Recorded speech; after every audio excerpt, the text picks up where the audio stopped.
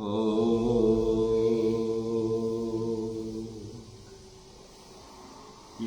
ब्रह्मा वरुणेन्द्ररुद्रमरुतः स्तुन्वन्ति दिव्यैस्तवैः वेदैः साङ्गपदक्रमपनिषदैर्गायन्ति यं सामगाः ध्यानवस्थिततद्गतेन मनसा पश्यन्ति यं यगिनो यस्यान्तं नो विदुषयासुरगणः देवाय तस्मै नमः। नारायणं नमस्कृत्य नरं चैव नरोत्तमं देवीं सरस्वतीं व्यासं ततो जयमुदीरये।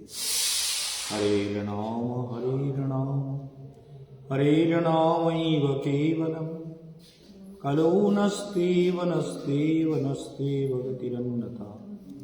सर्वाग्रे परमाराध्य गुरुदेव नित्यलीला प्रविष्ट भक्ति हृदय गणदेव गोस्वामी महाराजेर चरण कमल बंदना करे तार आशीर्वाद प्रार्थना करी। प्रतिदिनेर श्रोता भक्तबृंद विद्वत समाज भक्तमंडली वैष्णव मंडली स्नेहमयी करुणामयी वात्सल्यमयी मातृशक्ति सबाइके जानाई आमार हार्दिक अभिवादन। आपनारा आजके सकालेर प्रोग्राम जारा देखेननि, आजके सकाल बेलार प्रोग्राम যারা দেখেননি তারা অবশ্য দেখে নেন।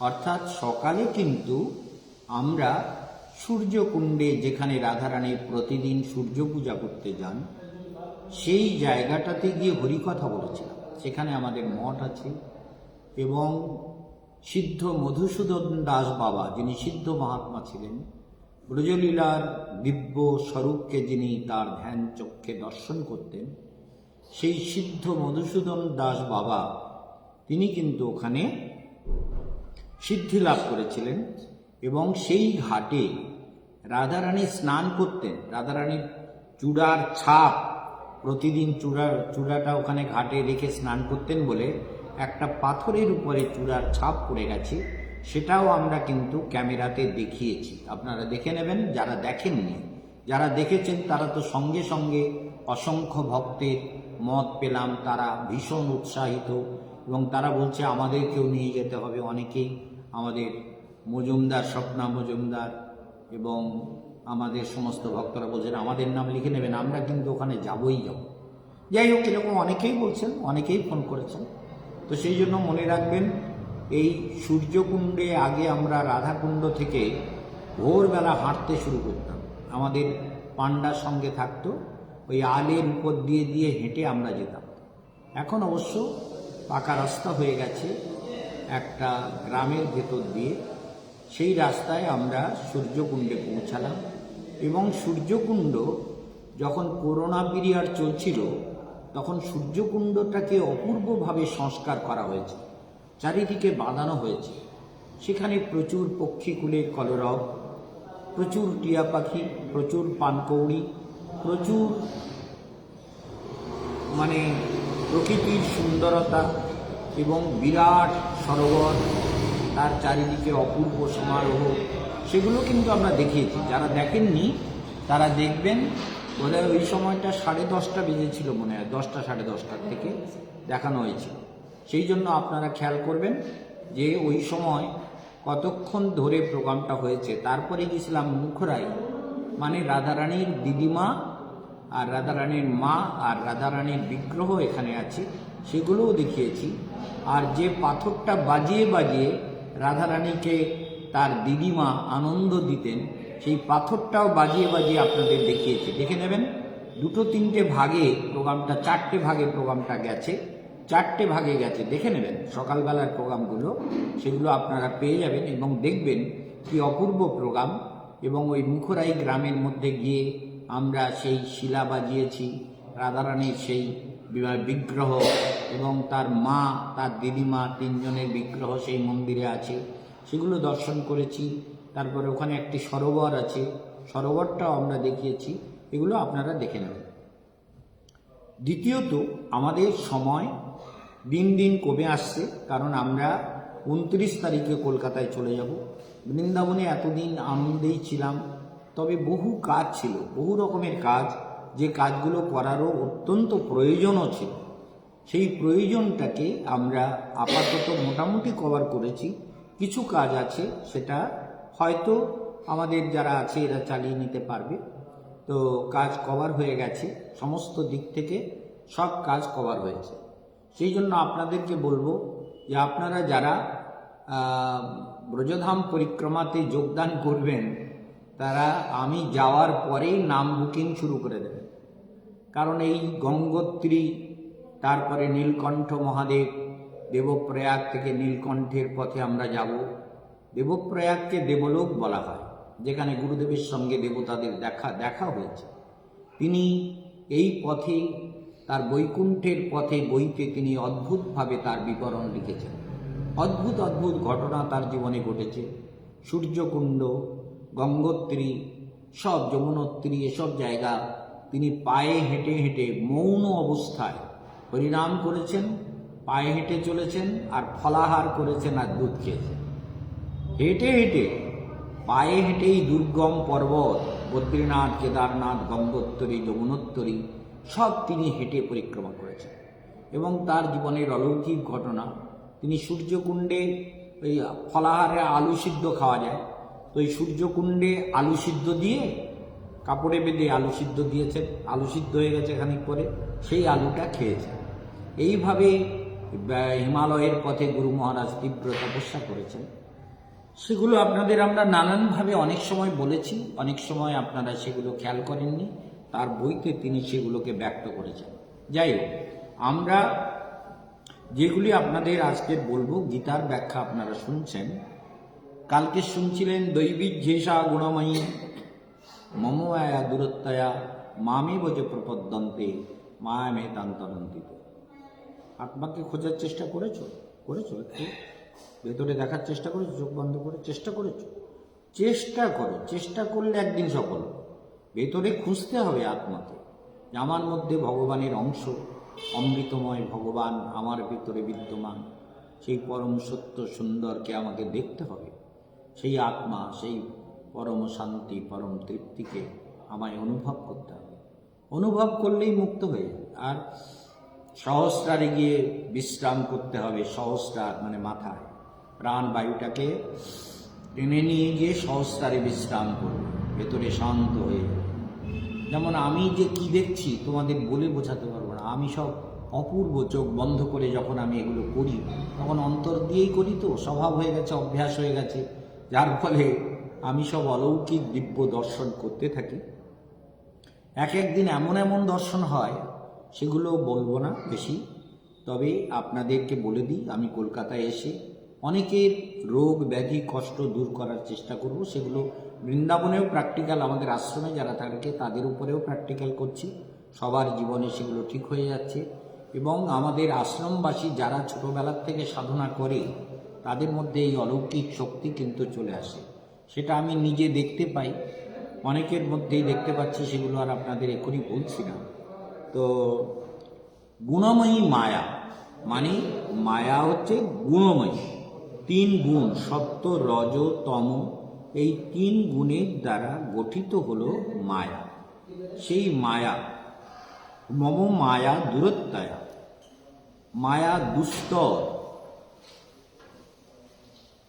ভজ মূঢ়মতি তব চির সাথী, দুস্তরে মায়া বিপাথী। ভজরে অন্ধ চরণারবিন্দ, যাহার করুণা লোকে লোকে। ভজ রাধা কৃষ্ণ গোপাল কৃষ্ণ, কৃষ্ণ কৃষ্ণ বল মুখে। আমার 13 বছর বয়সে বাগবাজারে কালীপদ গোস্বামীর বাড়িতে গুরুদেব পাঠিয়েছিলেন পুজো শেখাবার জন্য। তখন আমি কালীপদ গোস্বামীর সঙ্গে প্রতিদিন গঙ্গা স্নান করতে যেতাম। আর দেখতাম একটা লোক গঙ্গায় পদ্মাসনে ভাসছে, আর এই গানটা গাইছে। পদ্মাসনে ভেসে থাকছে গঙ্গায়, এবং এই গানটা সে গাইত, ভজ রাধা কৃষ্ণ গোপাল কৃষ্ণ। অপূর্ব। তো খুব ভালো লাগতো আমার। যাই হোক, সেই গানটা তখনকার গান, এখন তো আপনারা অনেকের মুখে শোনেন, কিন্তু আমি শুনেছি আমার 13 বছর বয়সে, তখন আমি মায়াপুরে ছিলাম। সেই সময় এই গানটা আমার ওই গঙ্গার ঘাটে গিয়ে শুনতাম, স্নান করতাম। এই গানটা আমার তখন থেকে ভালো লাগে। যাই হোক, তাহলে দুস্তর এ মায়া বিপাকে, মানে মায়া হচ্ছে দুস্তর, পার করা বড় কঠিন। দুস্তর এ মায়া বিপাকে ভজ মূঢ় মৌতি তব চির সাথী, যাহার করুণা লোকে লোকে। ভজ ভগবানী সদা মন প্রাণী, মন প্রাণ দিয়ে ভগবানের ভজন করা। এই যে ঠাকুরের সামনেটাকে মুছে পরিষ্কার করে সুন্দর করে ঠাকুরের সেবা করছো, এই সেবা ভজন, সেবা না করলে কিন্তু সাধনা হয় না। সেবা করতে হবে, আর সেবাতে পরিশ্রম না করলে শরীর সাধনার উপযুক্ত হয় না। আমি শুধু হাঁটি না তো, ব্যায়াম করি, আসন করি, প্রাণায়াম করি, উপরে গিয়ে কত রকম কিছু অভ্যাস করি, সেসব রাত্রিতে ধ্যান করি, প্রাণায়াম করি, রোটেশনে, এই মূলাধার থেকে রোটেশনে ফিতে ঘোরাতে থাকি। এগুলো তো আমার কাজ, আমার সাধনা, আমার উপলব্ধি, আমার তৃপ্তি, আমার শক্তি, আমার বিভূতি, আমার ঐশ্বর্য, সব কিছু তারই করুণায় আসে। জীব যত করবে তত লাভ করবে। সেই জন্য মামেব যে প্রপদ্যন্তে, তাহলে ভগবানকে প্রপদ্যন্তে পূর্ণরূপে ভগবানই যে শরণাগত হয়, মায়া মে তাং তরন্তিতে, মায়া থেকে আমি তাকে উদ্ধার করি। মানে ভগবানের করুণার হাত বাড়িয়ে দেয়, এসো আমি তোমাকে উদ্ধার করব। তাহলে ভগবানের এই করুণার হাত পেতে গেলে তার করুণার চেতনার সঙ্গে আমার চেতনার যোগযুক্ত অবস্থা দরকার। সেই জন্য তো এত যোগের কথা বলা হয়। যোগ জীবনে সর্বক্ষণ দরকার। পরিণাম করবেন কিন্তু যোগাভ্যাস করবেন। যোগাভ্যাস করলে অন্তরাত্মাতে পরম শক্তি লাভ হবে। সেই পরম বিভূতি, পরম শক্তিকে অনুভব করার জন্য প্রতিনিয়ত আমাদের যত্ন করতে হবে, মন্ত্র জপ করে যেতে হবে। জপের অভ্যাস যত করবেন, জপাত সিদ্ধি, জপাত সিদ্ধি, জপাত সিদ্ধি নো সংশয়, কোনো সন্দেহ নেই, জপ করলেই সিদ্ধি হবে। যত জপ করবেন তত সিদ্ধি লাভের যোগ্যতা লাভ হবে। এই জন্য আপনাদের কলকাতায় কোনো সময় আমাকে যজ্ঞ করতে হবে। সেই যজ্ঞগুলোতে যারা আসবেন তারা অনেক কিছু পাবেন। যখন অ্যানাউন্স করব যে অমুক দিন মঙ্গলবারে আমরা বিশেষ মন্ত্রের আহুতি দেব, সেই জন্য আপনারাও তৈরি হবেন। তো সেই জন্য তৈরি হয়ে সবাই যোগ দেবেন। তাহলে মামেব যে প্রপদ্যন্তে মায়া মে তাং তরন্তিতে, আমি তাকে উদ্ধার করব।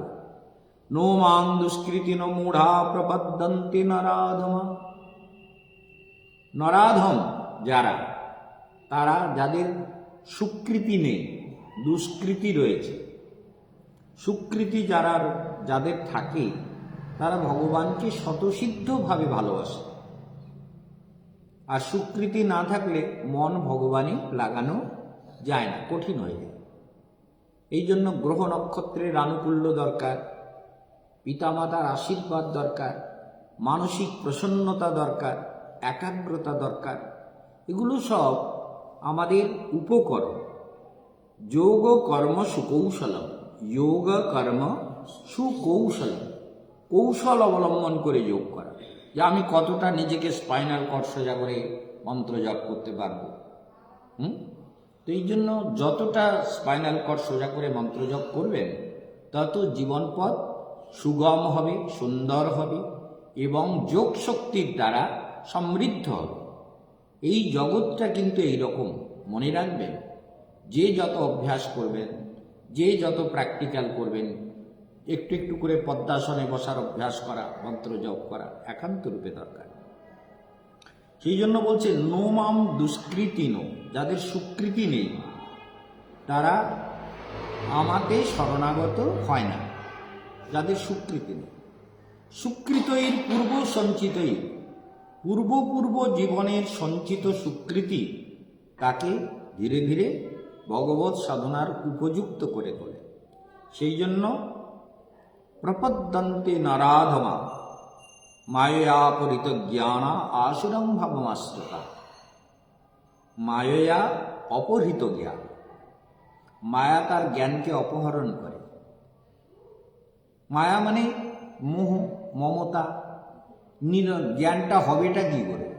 ভেতরে যদি নিরন্তর মোহ, মমতা, অহংকার, অস্মিতা, দম্ভ, কপটতা, মিথ্যাচার, বিষয় তৃষ্ণা নিরন্তর হৃদয়কে যত ঘিরে রাখে, তত জীবের জীবন কি হয়? অদ্ভুতভাবে মায়ার ওই ত্রিগুণের দ্বারা জড়িয়ে যায়। আর যে যত জড়িয়ে যায় তার তত তমগুণ রজগুণ বৃদ্ধি পায়, ভালো বুদ্ধি হয় না। জীব উপরে উপরে অনেক ভালো কথা বলতে পারে, কিন্তু প্র্যাকটিক্যাল না করলে সেই ভালো কথার কোনো গুরুত্ব নেই। সেই জন্য মনে রাখতে হবে যে আপনারা যারা এই ব্যাখ্যা শুনছেন তারা প্রতিনিয়ত মনে রাখবেন যে কেশবানন্দ বনমহারাজ যা বলেন সেটা জীবন সাধনার কথা। এই জীবন সাধনার কথা যদি মনকে বোঝাতে পারেন, আপনি বোঝাবেন, গুরুদেব বোঝালেন। এই জন্য জ্ঞানের 7টা স্তর সেদিন ব্যাখ্যা করছিলাম। শুভেচ্ছা, সুবিচারণা, তনুমানসা। তনুমানসা মানে কি? ধ্যানস্থ, ভেতরে শান্ত হয়ে। একটু যদি শান্ত হতে পারেন, ওই শান্তি ভাবটা একটু করে ভিতরে বাড়তে থাকবে, ভেতরে বাড়বেই বাড়বে। আর যেই এই সব কামনা বাসনা আছে থাক, তার মধ্যে ধ্যান করছেন, তার মানে তনু মানসা। দেহ আছে, আমি আছি, মন আছে, সংসার আছে, পুত্রকন্যা আছে, কিন্তু ভগবানও তো আছে। এই যখন ভগবানেতে জুড়তে শুরু করলেন, তখন সংসারের আসক্তিগুলো অসংশক্তি, তখন আসক্তিগুলো কমতে শুরু করে। মনে রাখবেন, তখন আসক্তিগুলো কমতে শুরু করে। যেই ধ্যান করবেন, বলে কি হবে? কিসের সংসারে ছায়াবাজি প্রায়, ছায়ার ইহাতে মমতা করি বৃথা দিন যায়। বৃথার দিনগুলো চলে যাচ্ছে। যত মমতা করবেন, যত বিষয় তৃষ্ণা করবেন, যত বিষয়কে জড়িয়ে ধরবেন, যাকে জড়াবেন তাকেই পাবেন। गल्प सुनছিলেন না? अरे कमली को हमने छोड़ दिया, लेकिन कमली हमें छोड़ता नहीं। कारण कम्बल मने करे सुखेर लागिया ए घर बाँधिनु अनले पुड़िया गेल। सुखेर जन्य तो घर बाँधेन, किन्तु सारा जीवन যন্ত্রণা। সন্দেশখালীতে এক রকমের যন্ত্রণা, বীরভূমে, মুর্শিদাবাদে, জলপাইগুড়িতে, বিভিন্ন জায়গায় আর এক রকমের যন্ত্রণা। জীব যন্ত্রণার শিকার। না ভজন করে, না নেতা করে। আর নেতা যদি না করে, তাহলে অন্য লোকেদের মধ্যে সাধনা করবার ইচ্ছাটা জাগে না। যাদের এই যেমন নেতারা গেলে আশ্বাসন দিচ্ছে, লোকে একটু আশ্বাস পাচ্ছে, হয়তো আমাদের কিছু ভালো হবে। এখন যা হবে হবে, কিন্তু প্রশ্ন উঠে দাঁড়াচ্ছে যে এই যে যন্ত্রণা, এর কি শেষ আছে? এই যন্ত্রণা আধারের শেষ নাই, এঘোর সংসারে পড়িয়া মানব না পায় দুঃখেরও শেষ। দুঃখের শেষ নেই তো। রাজনীতির দুঃখ, সংসারের দুঃখ, পুত্রকন্যার দুঃখ, অর্থের দুঃখ, জমি কেড়ে নিচ্ছে তার দুঃখ, জমিতে নোনা জল ঢুকিয়ে, নোনা জল ঢুকলে পাশের জমিগুলোও তো মার খায়, পাশের জমিগুলোতেও ফসল হয় না। ওই নোনা জলের হাওয়ায়, নোনা হাওয়ায় আর নোনা জলের প্রভাবে পাশের জমিগুলো সব অদ্ভুত ধরনের নষ্ট হয়ে যায়। সেই জন্য নোনা জল ঢুকিয়ে মাছ চাষ করবে, মাছ খাবে, মাছে বেশি পয়সা। কিন্তু পাশের জমিগুলো যে মার খাচ্ছে সেগুলো লিজে নেয়নি, কিন্তু সেগুলো লোকের জমিও মার খাচ্ছে। তারা বলছে আমরা জমি দেবো না, বলে দিতেই হবে। এই যে মানবের এক ধরনের কুপ্রবৃত্তি, তার মানে কি আমার একার সুখ হবে, আমি একাই সুখী হব, আর কারোর দরকার নেই।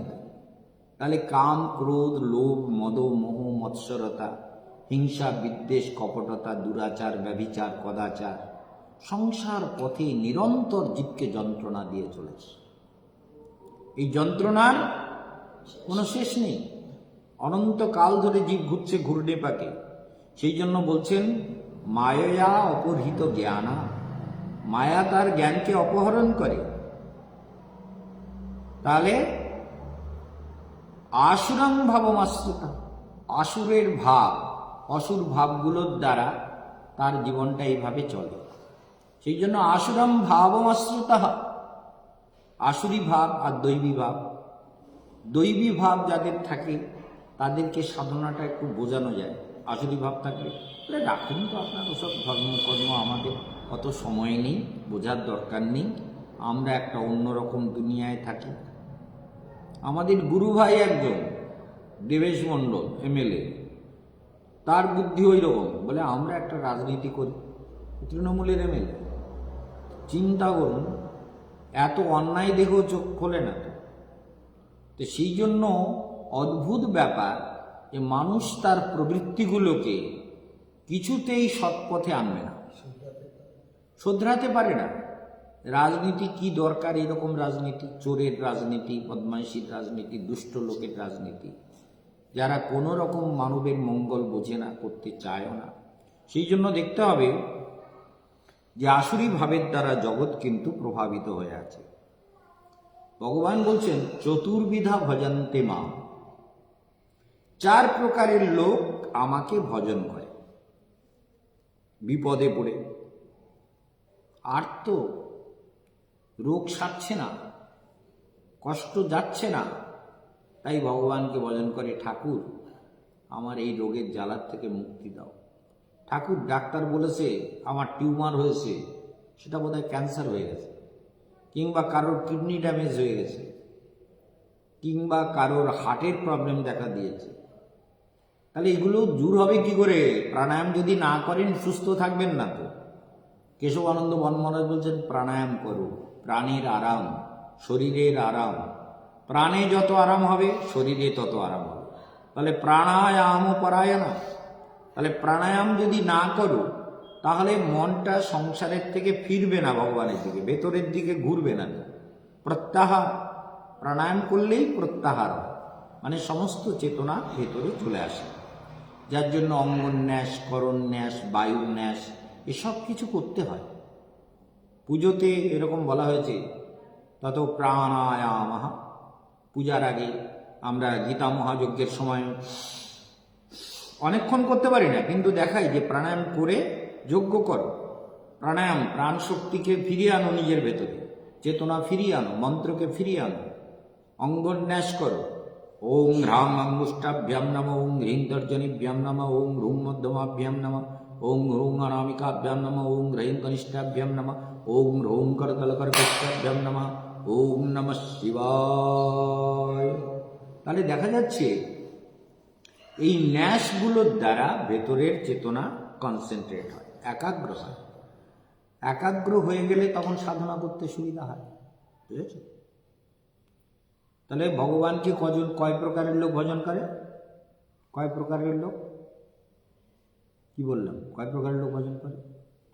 চতুর্বিধা, মানে চার প্রকারের লোক। শোনেও না। চতুর্বিধা মানে চার প্রকারের লোক ভজন করে। আমার ভজন করে চার প্রকারের লোক। একটা হচ্ছে আর্ত, মানে রোগের জ্বালায়, নানান কষ্ট, এই রোগটা সারছে না। করোনা পিরিয়ডে, করোনার যখন কোনো মেডিসিন বেরোয়নি, প্রথম করোনাতে তো আমি আক্রান্ত হয়ে গেছিলাম, ভয়ঙ্কর। 5ই জুন করোনায় আক্রান্ত হয়ে গেলাম। তো আমি তো ভাবলাম আমাকে এখান থেকে শ্মশানে নিয়েই যাবে মনে হচ্ছে। তো আমি ধ্যান করে যাচ্ছি, আমার চিন্তায় আমি থাকি, আমার ধ্যানে আমি থাকি, নিরন্তর প্রাণায়াম করি। সবাই জানে, টেলিভিশনে সবাইকে বলেছি, সবাই জানে 5ই জুন। তা আমি প্রাণায়াম করে যাচ্ছি, একজন এসে সে চিৎকার করছে, তাকে তো বলেছিলাম বলে দেখো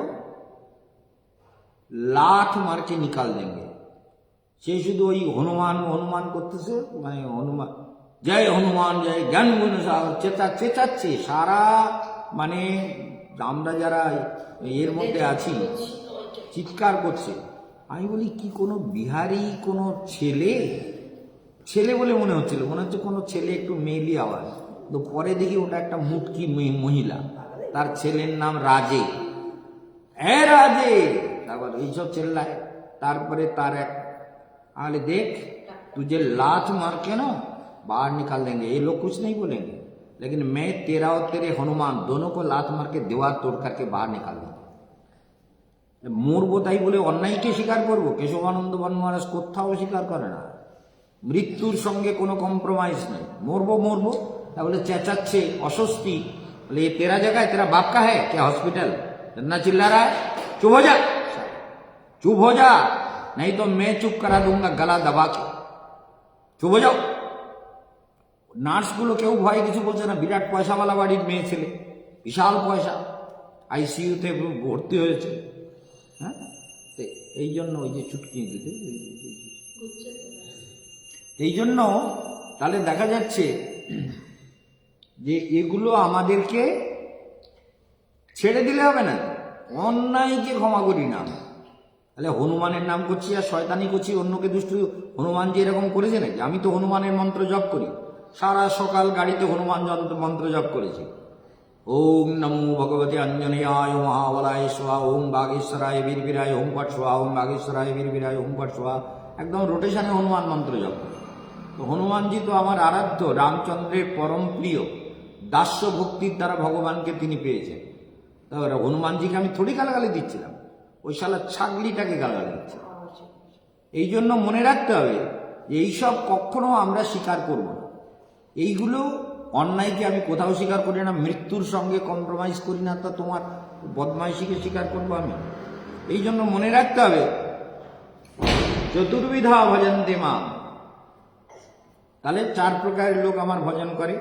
আর্ত, যে আর্ত রোগের জ্বালায় যন্ত্রণায় পড়ে, এই যাদের করোনা হয়েছিল তারা মরে যাবে, তো ধ্যান করে যাচ্ছে। স্বপ্নে রাধারানী এসে আমাকে বাঁচিয়ে দিলেন, রাধারানী পাঠিয়ে দিলেন আমাদের এক ভক্তকে, মানে রমান বর যে যতীন শিকদার, সে এসছে সাদা কাপড় পরে, একদম শুভ্র সাদা কাপড়ে। একদিন দেখি সব দেবতারা এসছে, সব দেবতারা, আর তারা বিভিন্ন রূপ ধরে, মানে সাদা ঝলবলে কাপড় আর মুকুট টুকুট পরে এক দল দেবতা। তাও আবার তার মধ্যে দেখছি আমাদের পরিচিত লোক আছে। তার মধ্যে আমাকে দেখছি যেন ছন্দা কথা বলছে, মানে স্বপ্নের মধ্যে। এই ছন্দা, তুই এখানে আসতে পারছিস না, তোকে আমি ডাকছি। চিন্তা করো, মনে হচ্ছে আমাকে, মানে সে অদ্ভুত ব্যাপার। কিন্তু তারপরে ঘুম হয়ে গেছে। তারপরে অনেক উল্টো পাল্টা ছন্দাকে বলছি, তাহলে কত দেবতারা এসেছে আর তুই ওখানে কি বক্তৃতা দিচ্ছিস, এদিকে শোন। স্বপ্নের মধ্যে দমকাচ্ছে। ছন্দা তো যায়নি আসলে, কারণ ঢুকতেই তো দিত না কাউকে। এই জন্য মানে সে তো মানে এমন একটা হসপিটাল, সবাই জানেন বেলভিউ নার্সিংহোম, সেখানে ঢোকাতে কোনো সম্ভব না রাত্রে, অনেক ঘটনা। যাই হোক, তাহলে ধ্যান করলে দেবতারাও আসেন দেখা করতে। দেবতারা দেখতে এসেছেন কেশবানন্দকে, আবার রাধারানী পাঠিয়ে দিয়েছে আরেকজনকে, সে এসে আমার মাথা সোজা করে দিয়েছে, মাথাটা ঘুমো ঘুমো করছিল, সোজা করে দিয়েছে। তারপর দিকে আমি সুস্থ হয়ে গেছি। তাহলে ভালোই তো, যে সুস্থ করে যাই, ডাকো ডাকো ডাকো ডাকো। নার্সকে বলছি ডাকো ডাকো, ওই লোকটা চলে গেল। বলে এখন কে কে এসেছে? বলে আমার এক ভক্ত এসেছে, ওই তো চলে গেল ডান দিকে, তুমি ডাকো। বলি কোথায়? এখন কটা বাজে জানি? তখন ব্রহ্ম মুহূর্তকাল, মানে 3:45-4টের মধ্যে। বলে এই সময় আমাদের কটা গেট পেরিয়ে এখানে ঢুকতে হয় জানেন আপনি? আপনি ডাকতে বলছেন, কাকে ডাকবেন? কে এসছে? কোথায় এসছে? কোথায়? ও আমি হসপিটালে আছি। তাই তো, তা হসপিটালে এই দিক দিয়ে বেরিয়ে গেল মনে হলো, আমি দেখলাম গলায় ওড়না রয়েছে সাদা। যাই হোক, অনেক ঘটনা। তাহলে আর্ত মানে রোগের জ্বালায় পড়ে আমরা রোগকে মনে করি ভগবান যা দিয়েছে তাই ঠিক আছে, আমি আমার ধ্যান উপাসনা করি, মরি তো মরি, যা হবে হবে। কিন্তু হনুমানজির মন্ত্র আমি তো জপ করি, কিন্তু হনুমানজিকেও গালাগালি দিতে চাই না। আমি বলি না যে আমি ভগবানকেও ছাড়ি না, মানুষ তো কা কথা, ভগবানকেও ছাড়ি না, তো মানুষ কা কথা। সেই জন্য হনুমানজিকেও তখন দিয়েছি গালাগালি। হনুমানজি বলে মহারাজ তো আমারও ছাড়ে না, একসঙ্গে গালাগালি। এই চতুর্বিধা ভজন্তে মাম জনা সুকৃতি অর্জুন আর্ত অর্থার্থী জিজ্ঞাসু জ্ঞানী চ ভরতর্ষব। তার 4 প্রকারের লোক ভগবানের ভজন করে। একজন হচ্ছে আর্ত, রোগের জ্বালায় পড়ে, যারা এইসব করোনা পিরিয়ডে দেখা যাচ্ছে বিরাট হসপিটাল করেছে, নিজে ডাক্তার, হ্যাঁ, বিশাল বাড়ি, বড় লোক, বাড়িও সঙ্গে, হসপিটাল বিরাট, তার করোনা হয়ে যখন মরে গেল, চিন্তা করুন, তাকে কাউকে দেখতেও দিল না, শুধুমাত্র দূর থেকে দাঁড়িয়ে উপর থেকে বলে না করোনা রোগী। চিন্তা করুন, নিজের হসপিটাল, নিজে ডাক্তার, আরো অনেক ডাক্তার আছে, কিন্তু বাবার এক ছেলে, আর অত বড় হসপিটাল, মরে গেছে, তার আত্মীয় স্বজন বন্ধু বান্ধব বলে আসবেন না, দয়া করে ওখান থেকে দেখুন, আমরা মুখটা খুলে দিচ্ছি। যেহেতু ওদের মানে একেবারে বিরাট, ওরা সব ড্রেস পরা, একদম ঢাকা ড্রেসে, মুখটা একটু খুলে দূর থেকে দেখিয়ে দিল, দিয়ে নিয়ে চলে গেল পোড়াতে, আগুনে ফেলে দিল। চিন্তা করুন, তা মানুষের কি কষ্ট, তারা কি করে যেত, মানে বিপদে পড়ে ভগবানের নাম করে দিল, বিপদে পড়ে, ঠেলার নাম বাবাজি। আর আমরা কি করি, আমাদের কোনো ঠেলাও নেই আর আমাদের কোনো বিপদও নেই, বলে বিপদটাও ভগবানের কৃপা। এটাই তো কেশবানন্দের কথা, মনে রাখবেন, বিপদটাও তার কৃপা। সেই জন্য বিপদ, তুমি যখন বিপদ দিয়েছো, ঠিক আছে, ভোগ করি। অদ্ভুত অদ্ভুত ঘটনা। সেই জন্য চতুর্বিধা ভজন্তে মাম জনা সুকৃতেন অর্জুন, চতুর্বিধা ভজন্তে মাম, চতুর্বিধা ভজন্তে, তাহলে আর্ত, একটা রোগের যন্ত্রণায় পড়ে ভগবানের ভজন করে, আর একটা হচ্ছে অর্থাৎ টাকা পয়সা নেই, দরিদ্রতা, নানান কষ্ট, ভগবানকে ডাকে, ঠাকুর এত দরিদ্রতা, এত কষ্ট দিলে, মহা বিপদে পড়েছে সংসারে, কেন তুমি জন্ম দিলে, কেন নিয়ে এলে, এও ভজন করে, ভগবানকে ডাকে, মনে প্রাণে ডাকতে শুরু করে।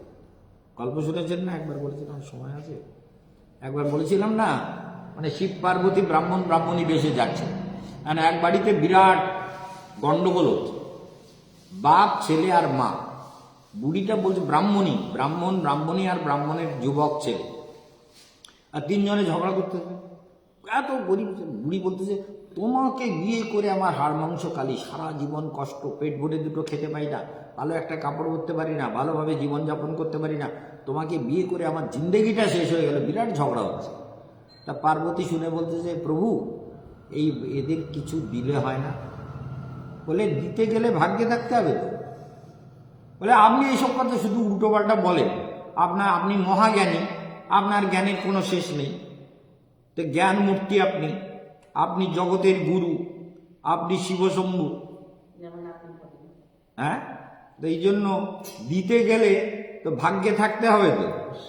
এই সন্ধ্যা বলতেছে, এই যে দিতে গেলে ভাগ্যে থাকতে হবে, তো আমি বলি না, ভাগ্যে থাকতে হবে তো।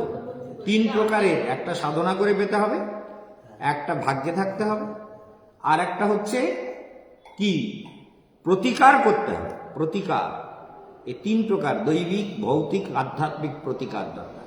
এখন গেছে, যে বলে, এই তোমরা শোনো, বলে একজন দিব্য ব্রাহ্মণ আর ব্রাহ্মণী এসে বলছে, শোনো, আমরা ব্রাহ্মণী। তা বলে, তা কি ব্যাপার, আপনারা কি বলেন? বলে, ঝগড়া করো না, এদিকে এসো, তোমাদের কি চাই? বলে, কি চাই মানে, আপনারা দেবেন, আপনাদের আছে? বলে, হ্যাঁ, তুমি বুঝতে পারছো না, এটি সাক্ষাৎ মহাদেব, আর আমি মহাদেবের ঘরণী পার্বতী। আমি দিতাম, কিন্তু প্রভু থাকলে তো আমি দিতে পারি না, প্রভুকে অবজ্ঞা হয়ে যায়, সেই জন্য আমি দিচ্ছি না। আপনি, প্রভু দেবে, বলো যা চাও, শিবের কাছে চাও, যা ইচ্ছা, একটা করে বর দেবো। শিব বলেছে একটা করে বর, যে যা চাইবা একটা বর দেবো, যা চাই, সোনা চাই, টাকা চাই, বাড়ি চাই, ঘর চাই, অমুক চাই, তমুক, সব চাও, যা খুশি চাও। এখন বুড়িটা বলে যে, ঠাকুর, এই বুড়োর পাল্লায় পড়ে আমার জিন্দগিটা তো হাড় মাটি মাংস সব কালো হয়ে গেল, সারা জীবন কিছু সুখ ভোগ করতে পারলাম না। আপনি একটা কাজ করুন, আমাকে একটা সুন্দরী যুবতী 16-18 বছরের একটা যুবতী করে দেয়। বর চাইছে, মহাদেব বলছে তথাস্তু, ষোড়শী যুবতী হয়ে গেল, আর হয়ে গেছে সুন্দরী যুবতী। বলে বাহ, সুন্দরী যুবতী হয়ে গেলাম, বাহ বাহ বাহ, ফার্স্ট ক্লাস। তখন ব্রাহ্মণকে বলে এবার তোমার পালা, তুমি কি চাও বলো। বলে আপনি আমার বউটাকে সুন্দরী যুবতী করে দিলেন, তা আমি ওই বউটা তো আমার কাছে আর থাকবেও, তো সেই জন্য আপনি আমাকে একটা 20 বছরের যুবক করে দিন। বলে তাই চাই তো, বলো বলো ভাই ভেবে চিনতে। বলে হ্যাঁ, তার নাম তো কি, একটা বর দেবেন যখন আমাকে যুবক। বলে তথাস্তু। তো বুড়ো যুবক হয়ে গেছে। এবার ছেলের পালা। ছেলেকে বলতেছে বলো খোকা, ব্রাহ্মণ তুমি বলো, তুমি কি চাও, তোমার কি চাহিদা বলো, একটাই বর পাবে কিন্তু, একবার বা দুবার করে চাঁদ। সে বলতেছে ঠাকুর তুমি তো সব গড়বড় করে দিলে। আরে আমার মা দেখি আমার থেকেও ছোট হয়ে গেছে, বাবা আমার বয়সী হয়ে গেছে প্রায়, আমি তার থেকেও বড়। তা আমার বাবা মাকে তুমি তো উল্টো পাল্টা বানিয়ে সব গড়বড় করে দিলে না, সংসারে গড়বড় হয়ে গেল। তাই ঠাকুর তুমি এক কাজ করো, আমার বাবা মা যেমন ছিল তেমন করে দাও। বলে তথাস্তু। লাস্টে পড়ে সব পার্বতী বলে কি হলো, মহাদেব চলো, তার মানে মহাদেব বলছে চলো, তো দুজন চলে। তখন পার্বতী বলছে প্রভু ওরা কি পেল। বলে তুমি দেখো কি পেল, রাজ্য চাইলে তো রাজ্য দিতাম, সোনা চাইলে সোনা দিতাম, টাকা চাইলে টাকা দিতাম, বাড়ি চাইলে, সেসব তো চাইলো না, ওরা যা চেয়েছে তাই পেয়েছে। পার্বতী বলছে তা ঠিক, আমি আর কিছু বলবো না, চলো। বলে ওদের যা ভাগ্যে না থাকলে হয়। তো সেই জন্য এই গল্পের শেষ অংশটা আরো রয়েছে, সেটা কালকে দেখা যাবে, বলা যাবে।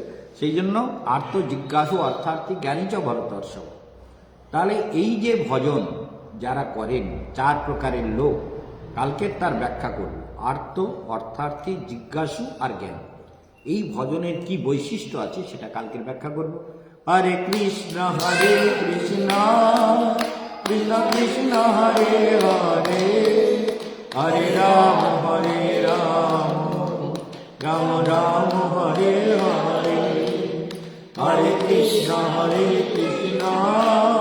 কৃষ্ণ কৃষ্ণ হরে হরে,